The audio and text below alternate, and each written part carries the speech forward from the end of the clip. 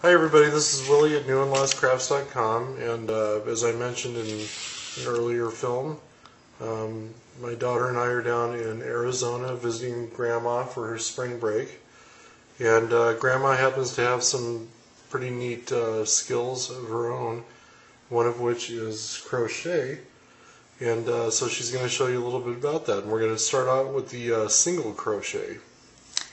Hi everybody, this is Grandma, known as Grandma Ann. The first thing I like to do when I start out on a crochet project is to take the skein, which is how you buy the yarn from the store, and I like to totally undo it and put it in a ball because it's so much easier to work with. It unravels so much easier. So I would suggest that you do that. I am using a size K crochet hook today, and the reason I do that is a personal thing. I tend to crochet very tight. I think that goes along with Willie telling me I'm an uptight person, but I tend to pull the thread kind of tight. So the larger the hook you use, the looser your stitch is going to be. So I use a K. Some people like to use a much smaller one that tends to crochet loose, but I'm using a K. Just real quick, some other guidance on that. If you're brand new to this, if you go buy some yarn, it's going to have a recommendation on what you should start with, but feel free to adventure. Yes, most of the patterns, when you start reading the patterns, will tell you the gauge of yarn that you should buy, and it will also tell you your hook gauge that you should do. And you can adjust it based on your own personal item. But you're going to start with a basic crochet chain. Every pattern starts with doing a chain. And you have your single piece of yarn here, and you loop it. Make a little loop like this. You don't tie it. And then you're going to take your hook, put it through your hoop, and pull the yarn through. And you've made your first chain. So this is chain number 1. So if you are asked to do to chain 10, and normally the instructions would be CH and then a 10, which I will do. This is number 1. This will be 2. You reach under, grab a hold of the yarn, pull it through. That's a 3. 4, 5, 6, 7, 8, 9, 10. And you've got a chain of 10 stitches. And then if you have a pattern that tells you to single crochet, which would be an S and a C, you're going to take and put your hook through the top, you're going to put your hook through the top loop of your last chain, reach through, wrap it around, pull it through, and then you're going to go up, grab it, and pull it through. And that is a single crochet. Let me show it to you again. You're going to reach in to the loop, the chain, grab a hold of your yarn, pull it through, and then you're going to have 2 pieces of yarn. You're going to wrap it around again and pull it through.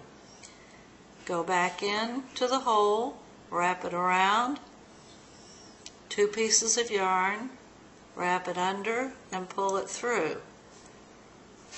Go down through the next chain, wrap it around, 2 pieces, wrap it around, pull it through. And so what this is doing is you're going back on the initial chain of 10, and this is where you start getting volume to whatever you're working on.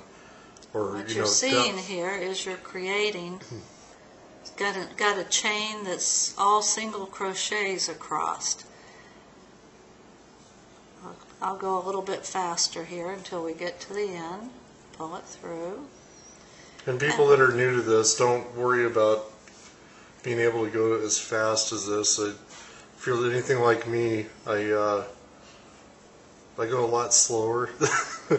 But Okay. you get the hang of it, so don't worry You about it. got 10 here, and then what you would do is that you would turn it with your hook still in there, and if your pattern calls for you to continue single crocheting, then you would start back on this side, go through the hoop, pull it through, and you would go all the way back.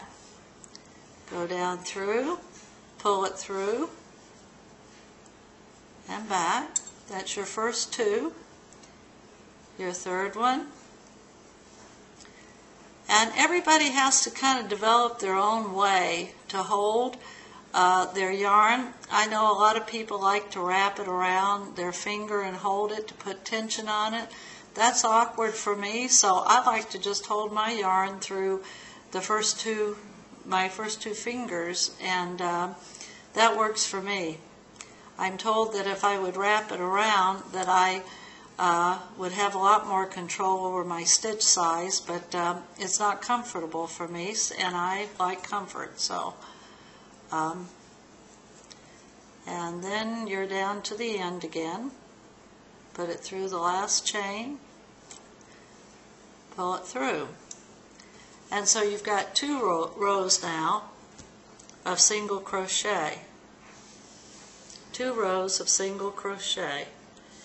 And then we can switch to a double crochet. And the difference between a single and a double is before you go through, on a single you just go through the hoop. On a double you're going to wrap it around, then put it through the hole to the back, pull it through, and instead of 2 hoops here, you've got 3. Then you pull it through the first 2, you've got 2 left, and then you wrap it around, pull it through again, and that's a double crochet. Again, wrap it around, stick it through the back, pull it through, you've got 3 wraps, wrap it around, pull it through, 2 wraps, pull it through one more time, and your double crochet. Again, wrap it around, push it through, wrap it around, pull it through. It's push and pull, and go down again, push it through, wrap it around, pull it through once, pull it through twice.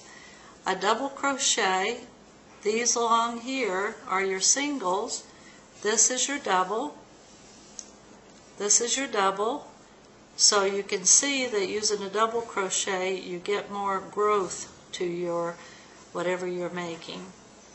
Yeah, so it depends on what you like to look at, but the double crochet certainly goes a little bit faster if you're trying to just get bulk to whatever you're working on, but it definitely looks a lot different.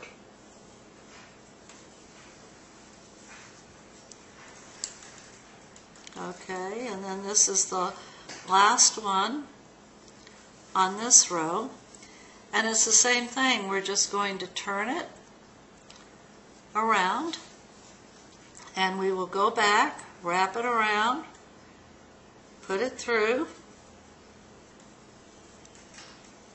3 wraps, pull it through the first 2, and there you go. Go back, push it through, pull it through twice.